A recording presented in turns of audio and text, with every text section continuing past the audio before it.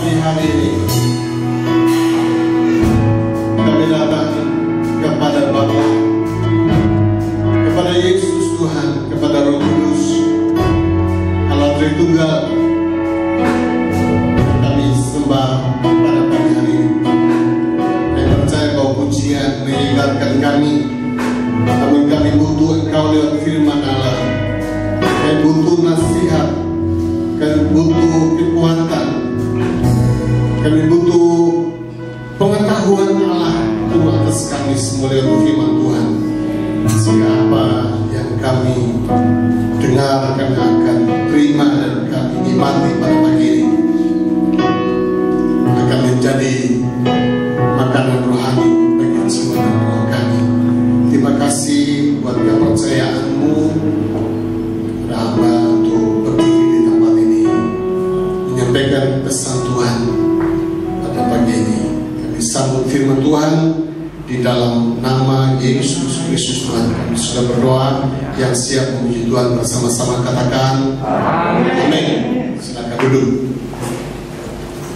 Puji Tuhan. Ya, saya bangga pada pagi hari ini. Saya setiap hari di depan gereja ini, tapi tidak pernah masuk.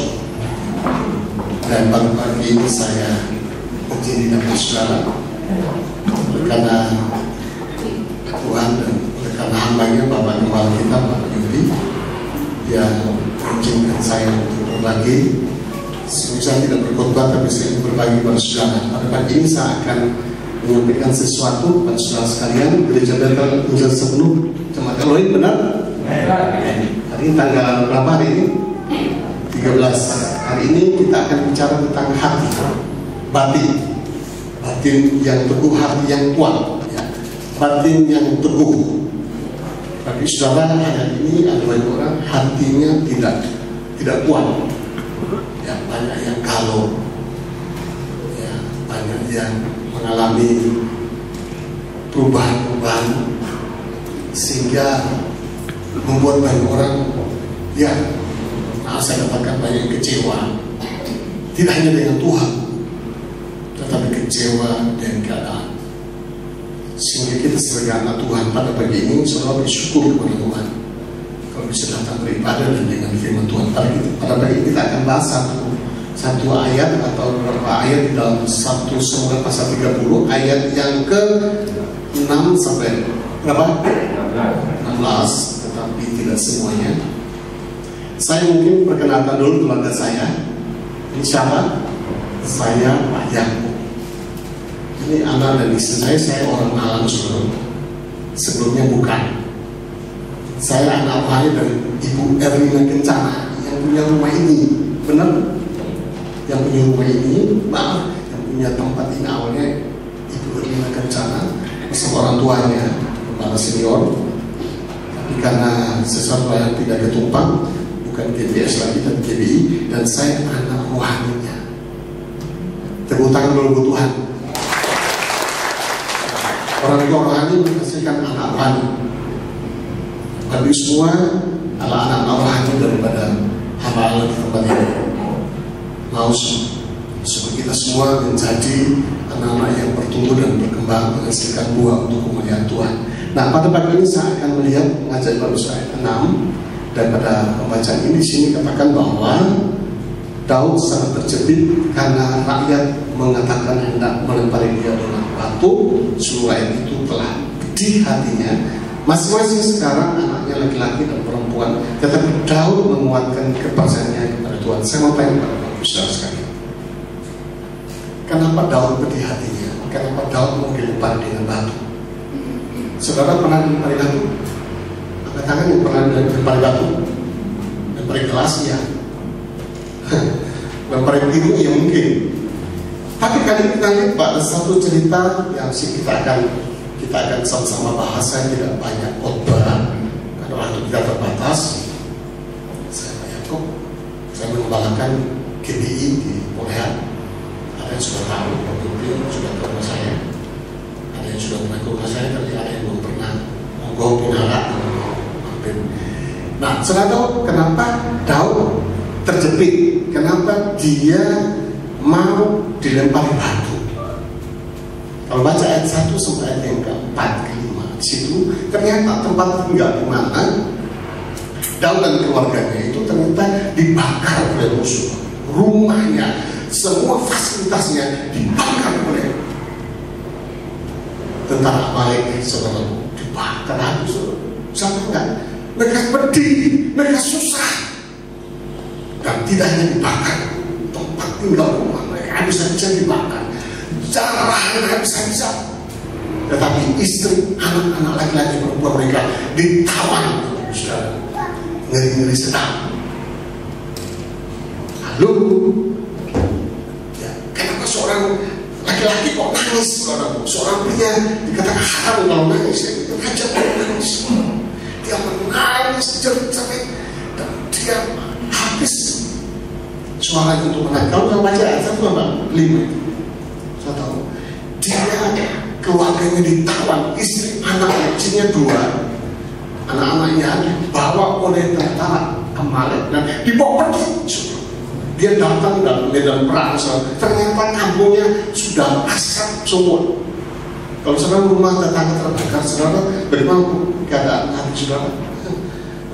Kasihan, sakno.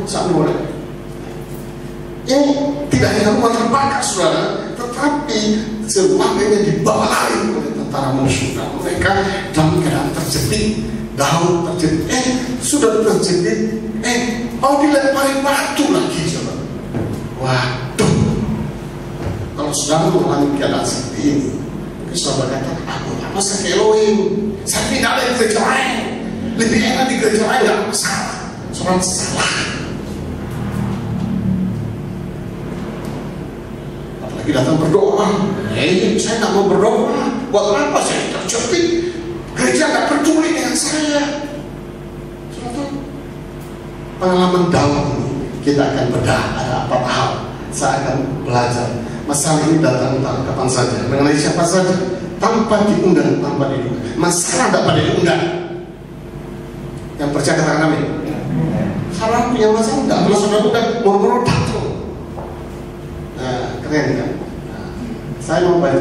Besar kecil masalah, tetapi tergantung besar kecilnya kemampuan kita. Nah, kemudian bagaimana respon Daud? Saya tantang saudara pada pagi, bagaimana respon saudara tatkala saudara terjepit? Bagaimana respon saudara? Daud terjepit, saudara. Respon keren, saudara. Kita akan belajar beberapa hal. Pertama, buka dulu di dalam 1 Samuel 30 ayat 7 dan 8. Dalam keadaan terjepit, dalam keadaan dia susah, dia menangis, tetapi hidupnya dia selalu datang mencari pimpinan Tuhan.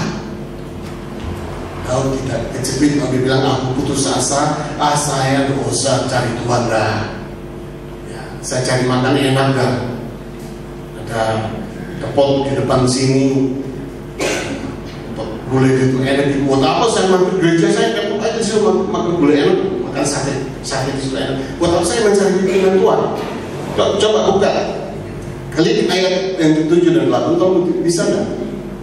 Berikan. Saya tidak klik di sini karena saya mengajak jemaah untuk ikut juga perhatikan ayat ini. Seorang terjepit, tapi dia tahu ternyata dia hidup dalam mencari Tuhan, ya, mencari pimpinan Tuhan. Keren. Kalau klik bisa? Nggak bisa. Baik. Kalau nggak bisa nggak apa-apa, maaf. Saya mengaji tetap dulu.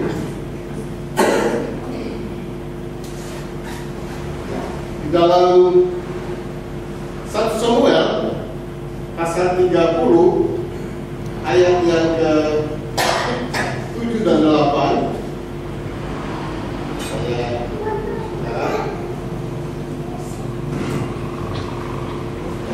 Samuel pasal yang ke 30 ini sudah keluar, maaf.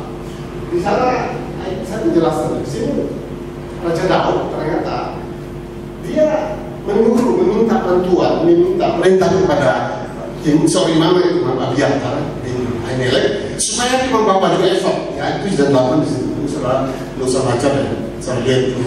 Baju efod, dia cari baju efod. Baju efod diminta oleh Daud daripada imam, pakai imam semua. Tapi dia minta kepada imam ini untuk memberi dia baju efod. Baju efod ini adalah pakaian imam. Untuk apa? Untuk dia pakai, dia datang menghadap hadirat Tuhan. Kenapa dia harus pakai baju efod? Bukan pakai jas, saya pada pagi ini. Tapi dia minta baju efod. Nah, kenapa?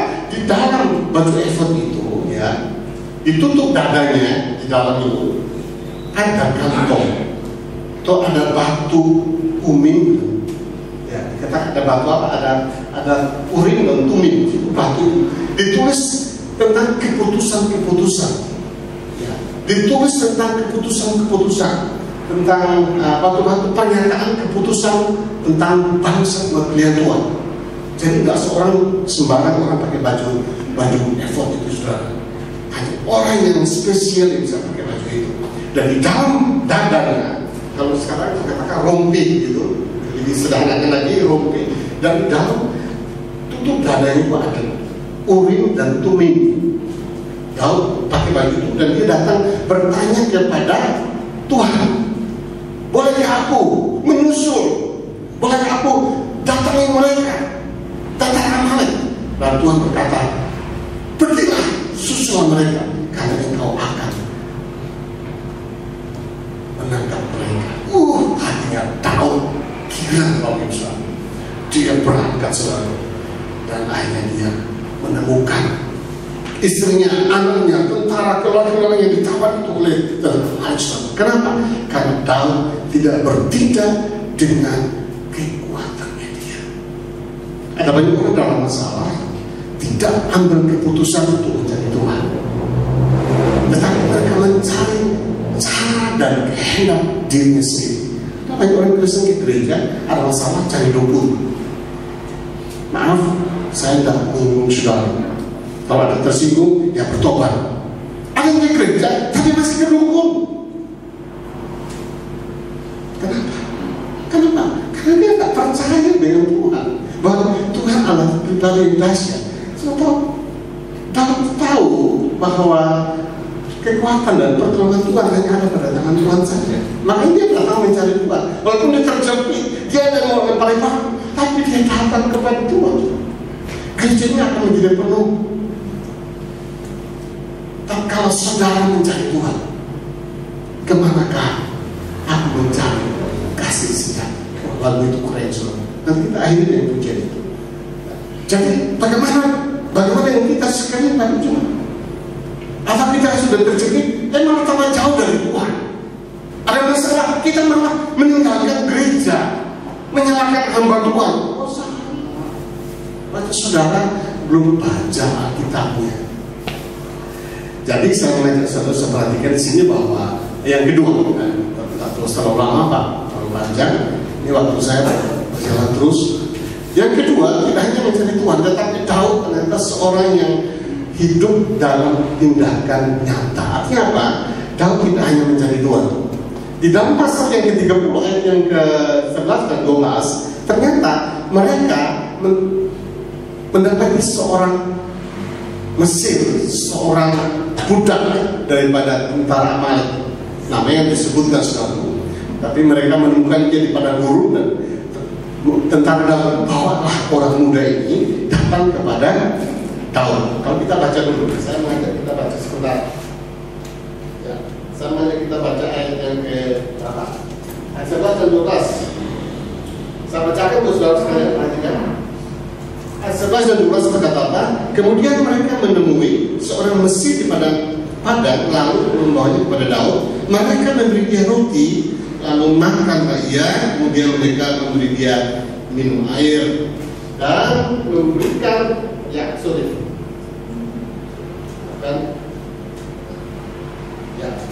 yang ke-12, dan memberikan kepadanya sepotong kue ara dan 2 buah kue bisnis, dan setelah dimakannya ia segar kembali sebab ia tidak makan dan minum selama 3 hari 3 malam. Saudara-saudara makan 1 hari puasa aja saudara lemes, apalagi orang ini tidak makan 3 hari 3 malam. Mereka menemukan ternyata cerita di ayat yang ke-13 dan 14 bahwa dia ternyata salah seorang pembakar tempat tinggalnya Daud. Pemuda ini mengaku, dia di interview, sesudah dikasih makan, kasih minum, dia segar kembali, lalu dia ajak dialog sama Daud. Siapakah kau? Oh, aku orang Mesir, budak dari orang Amalek. Sudah tahu? Akulah yang bakar itu kota. Akulah yang bakar. Aku yang bawa tawanan juga keluar. Tapi aku nggak makan 3 hari. Tuhan, aku sakit. Dan majikan saya tinggalkan saya sakit, jadi saya tidak hati-hati tidak makan, aku lapar. Sudah dikasih makan, lalu sudah buat perjanjiannya, buat janji, kita janji ya, aku tidak diapa-apakan. Tunjukkan kemana jalan, kemana arah mereka membawa isi anak saya, kata Daud.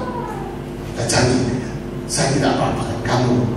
Nah, ini jalannya, ini jalannya, ini jalannya. Jalan ke sini, kamu ke sini, nanti belok di perempatan cegalan gitu. Belok kanan berhenti, nanti belok kiri, belok kanan sedikit. Ada tempat di situ, mereka sembunyi di sana, sembunyi di situ.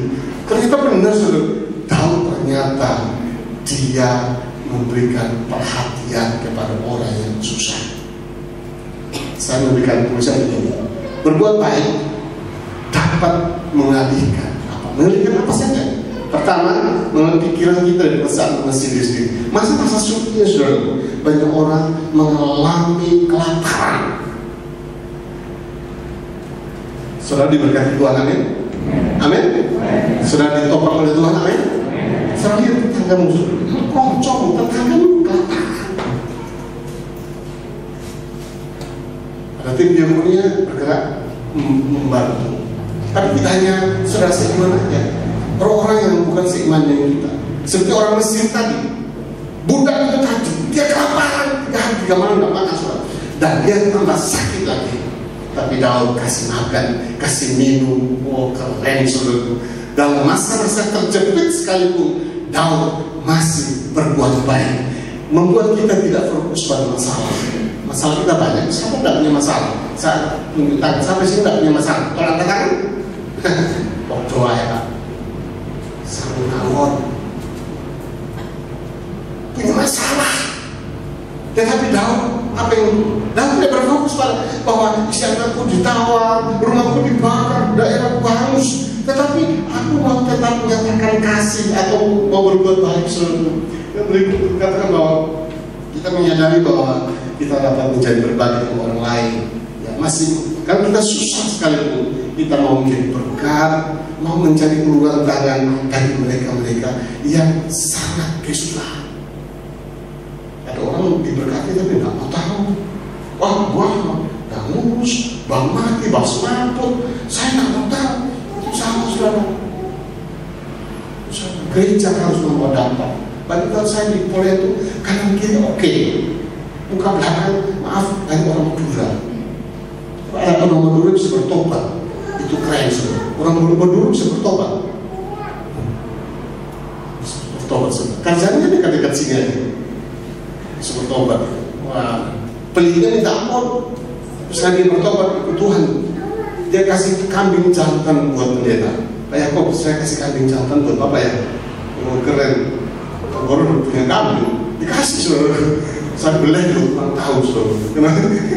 Hatinya dirubah oleh Tuhan. Karena saya melihat bahwa orang yang hatinya tertutup, tapi kalau kebaikan itu akan nyata, maka dia akan berubah. Suatu dikasih Tuhan, orang yang tahu ada seorang yang berbuat baik, dia menjadi berkat. Meskipun sudah dalam keadaan masalah, tapi dia hatinya kuat, hatinya teguh. Dia mampu peduli dengan orang lain. Bagaimana saudara? Next, yang berikut lagi. Firman Tuhan berkata bahwa semangat yang patah. Yang ketiga, dia hidup dengan semangat yang membara. Daud seorang yang tidak lemes, baper, cuma yang saling diri. Saudara, Daud dalam keadaan seperti itu semangatnya karena membara. Saudara masalah, saudara tidak semangat ikut Tuhan. Lemes. Hendaklah jangan keracinanmu kedap. Tetapi apa? Biarlah rohmu menyala-nyala dan pujiannya mantap seluruh. Oh ini anaknya Koding, saya tahu. Ya, anaknya kayak Geling, ini antar ini. Ini anaknya Oke, aku tahu ini belum seperti ini sudah. Saya datang terus ke belakang sama Pak Ben, sama Bu Elina. Saya percaya semangat dulu sama sekarang tidak berubah. Amin, saudaraku. Nah, di sini kita firman Tuhan berkata bahwa semangat yang patah menginginkan Tuhan. Jangan biarkan kesulitan dan masalah membuat kita menyerah, tidak mau berjuang serta berusaha. Ada banyak orang ada masa COVID seperti ini malah ikut pasrah tapi pasrah tidak berusaha, pasrah bongkoan, tapi ngayal di rumah, ngayal lemes, tak bisa sudah. Apa yang dikatakan Daud dalam ayat yang ke-17 dan 18? Saya mau kita perhatikan. Karena pada itu ayat 17 dan 18 berkata apa? Saya bacakan. Dan pada keesokan harinya Daud menghancurkan mereka dari pagi-pagi buta sampai matahari terbenam. Tidak ada seorang pun dari mereka yang lolos kecuali 400 orang muda yang melarikan diri. Dengan unta 18 Daud melepaskan semua apa yang dirampas oleh orang Amalek itu, dan kedua istrinya dapat dilepaskan. Sudah tahu, ternyata keluarga ditahu oleh musuh. Daud pasrah, Daud tidak habis akal. Dia berusaha dari pagi sampai matahari terbenam. Dia berusaha, dia berjuang, keren sebenarnya. Saya membaca ini, saya pikir ini semangatnya Daud ini perlu kita jemaat Tuhan perlu belajar. Dia dalam keadaan masalah yang luar biasa, tetapi dia berusaha bagaimana caranya, dan dia hanya dari pagi sampai malam semua tentara Amalek itu dihancurkan, dibantai habis oleh Daud. Keren suatu. Dan istri anaknya tidak ada yang meninggal, tidak ada yang kurang, semua dibawa pulang, semua dibawa pulang, oleh Daud. Dan dia berusaha dari pagi sampai malam. Oh, dia tidak menyerah, saudara. Bagaimana dia, saudara? Ada masalah sedikit. Aduh, aku capek Pak Yopi, aku capek Pak. Masalah kok bertubi-tubi. Saudara, sama dong. Tetapi Daud tidak berhenti di sana. Dia tidak menyesali dirinya. Dan Daud ternyata dia tidak menyalahkan keadaan. Seperti Daud tidak menyerah. Malah dia berjuang dengan sepenuh hati. Sehari sepenuh dia bekerja, dia berjuang penuh. Tidak masalah. Saya percaya bahwa jemaat Tuhan dalam masa-masa krisis, masa-masa pandemi ini, katanya sudah menurun, ya sama bilang menurun. Rumah sakit masih keluar masuk, rumah sakit lapangan masih penuh. Tapi ibu saudara, mari kita jangan menyerah, amen. Jangan menyerah saudara, tetap bersemangat, tetap cari Tuhan, tetap berjuang. Saya mau saudara, jangan lihat keadaannya, tapi kita pandang Tuhan yang jelas, Tuhan yang luar biasa, Tuhan yang dahsyat, Tuhan keren, Tuhan yang membela Daud itu keren. Amin. Dan Tuhan membalikan keadaan. Daud mengalami kemenangan karena dia berjalan bersama dengan Tuhan. Dia tidak mengandalkan kemampuan yang pengalamannya. Dia Daud membunuh singa-singa di padang, terkala menggunakan kambing domba 2-3 ekor ambil ayam. Oh tidak. Tapi dia benar mengandalkan Tuhan. Dia mencari pimpinan Tuhan. Dia berbuat dampak kepada orang yang susah, dan dia memiliki semangat yang membangun. Hebat. Bagaimana keadaan kamu sudah? Aduh Pak, aku capek Pak.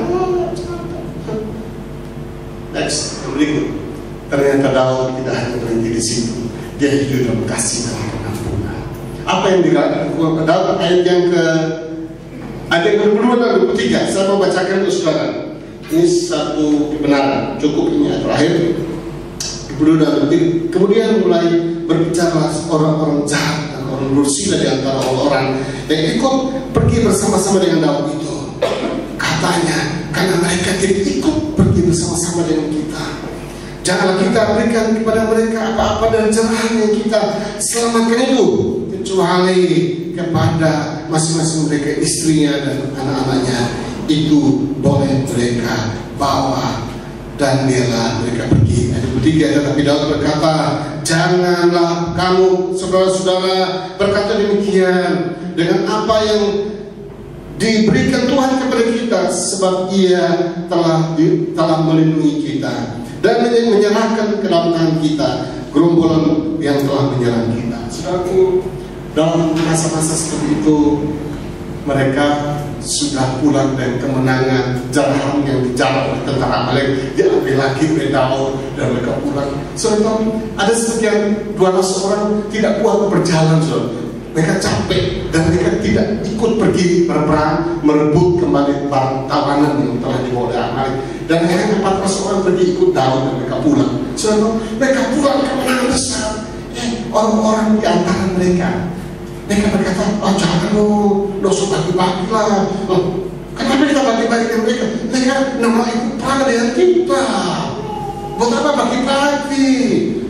Suatu, Daud bilang, janganlah begitu, saudara. Halo, kalau saudara diberikan jarahan oleh Tuhan, bagi dong, jangan Bapak bilang, ayo kita kasih untuk pekerjaan Tuhan. Ibu bilang, jangan dia kan tidak berdoa, dia berdoa.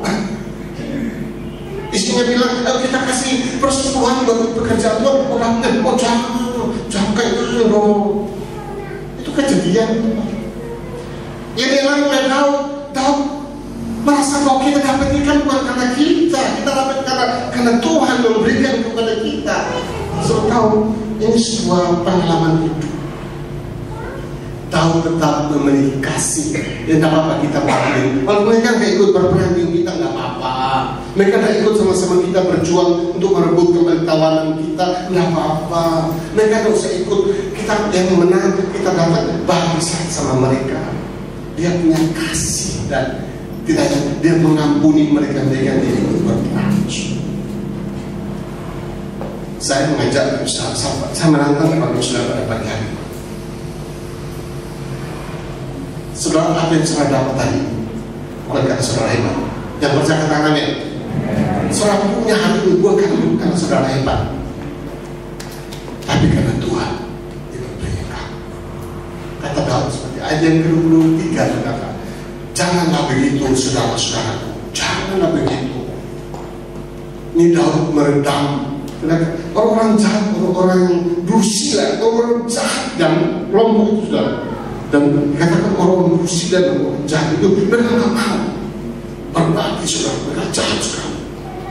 Yang lain sudah kelaparan, tidak ikut berjuang, mereka pulang dari membawa jarahan, tidak mau dibagi, tidak mau berbagi. Oleh sebab itu pada pagi ini saya mengajak saudara sekalian, bagaimana Daud tidak membiarkan dirinya dikuasai oleh kemarahan, kebencian, dan kekecewaan. Tapi sebaliknya Daud tetap menerima dan mau berbagi jarahan dengan umatnya yang tidak ikut berjuang. Inilah ciri dari seorang pemenang yang memiliki hati yang kuat. Amin, saudara. Saudara punya hati yang kuat, batin yang kuat. Aminnya gampang. Tolong musiknya, tolong bantu saya atas pujian kemanakah kami mencari kasih sejarah. Tolong single reader bantu saya.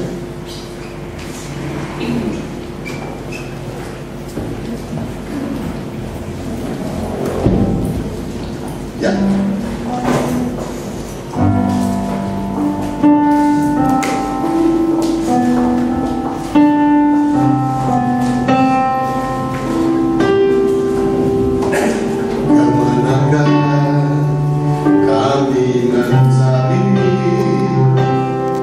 Kasih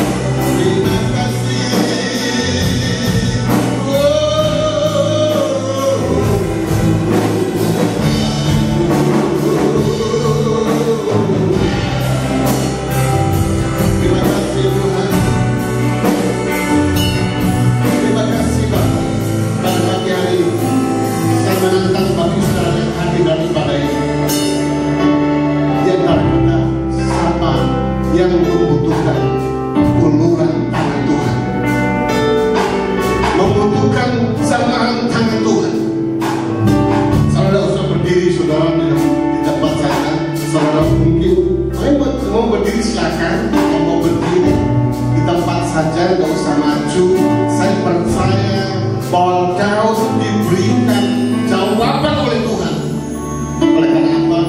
Karena hati Daud rindu kepada Tuhan. Haleluya.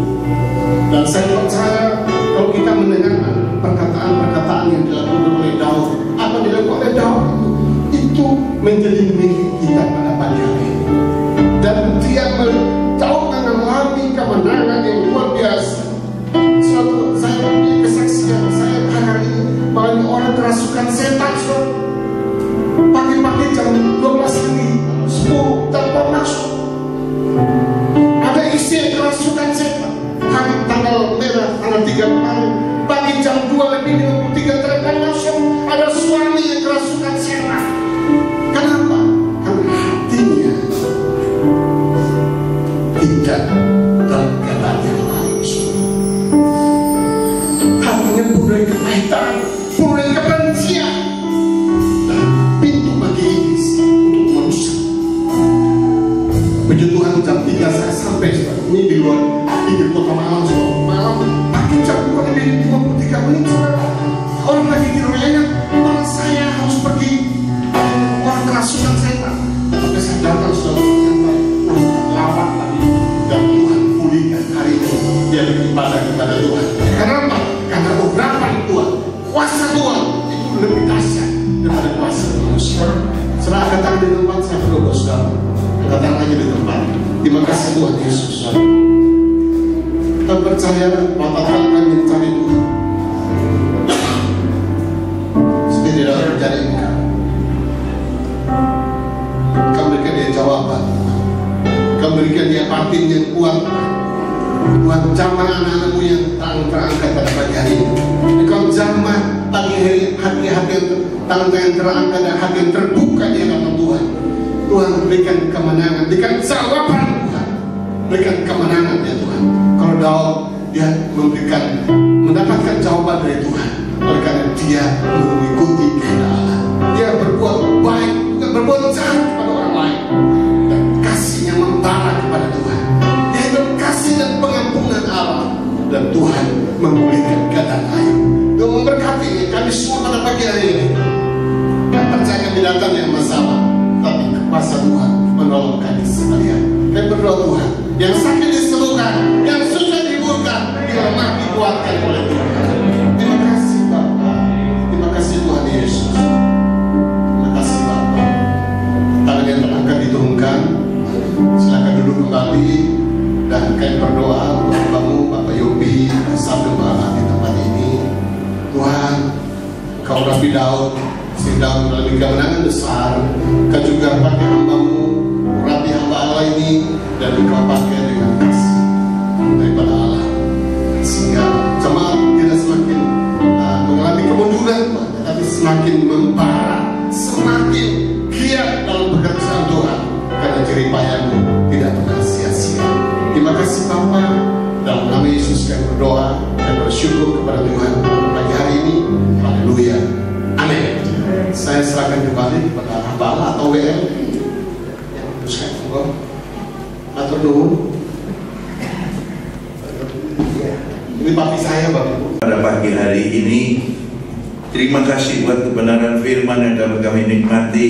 Terima kasih Tuhan, sungguh kami mempunyai sobat, kami mempunyai Tuhan yang setia. Oh haleluya, haleluya. Saat kami sendiri, saat kami gagal, saat kami merasa dihina, tetapi Tuhan tetap menyertai kami semuanya. Terima kasih Tuhan, terima kasih. Kabulkanlah Tuhan doa-doa yang sudah dinaikkan, doa syafaat yang sudah dinaikkan untuk negara kita, bahkan untuk dunia ini Tuhan. Ya Tuhan, terima kasih karena kami sangat percaya bahwa Tuhan setia adanya, bahwa Tuhan adalah sobat, Tuhan adalah Tuhan kami. yang memperhatikan kami. Terima kasih Tuhan, terima kasih Tuhan. Hamba berdoa untuk seluruh hamba-hambamu yang sudah terlibat di dalam kebaktian ini, singer song leader WL, Tuhan tamburin, Tuhan bahkan pemain musik, sound system, Tuhan operator LCD, kami semuanya kami taruh di dalam tangan Tuhan. Tuhan, mungkin yang hamba tidak sebutkan namanya, tapi hamba percaya bahwa jerih payahmu di dalam persekutuan dengan Tuhan tidak sia-sia. Siapapun, tapi Tuhan sudah memperhatikan dan memberkati. Terima kasih. Sebentar apabila kami pulang, marilah Tuhan turunkan berkat-Mu Tuhan, berkat dari Bapa, Putra dan Roh Kudus yang kami mengerti dalam nama Tuhan Yesus Kristus. Biarlah damai sejahtera Allah yang melampaui segala akal itu melimpah buat semuanya. Berkat-berkat ilahi menyertai apabila kami pulang, sehingga kami aman di dalam berkat dan perlindungan Tuhan. Dengan kendaraan apapun kami pulang, tapi Tuhan menyertai kami semuanya. Ya Tuhan, terima kasih. Saudara yang dikasih Tuhan, terima berkat ilahi, berkat dari Bapa, Putra dan Roh Kudus yang kami mengerti dalam nama Tuhan Yesus Kristus, yaitu damai sejahtera Allah yang melampaui segala akal itu melimpah buat semuanya sekarang dan sampai selama-lamanya, sampai Maranatha Tuhan Yesus datang kembali. Mari yang percaya katakan amin. Silakan.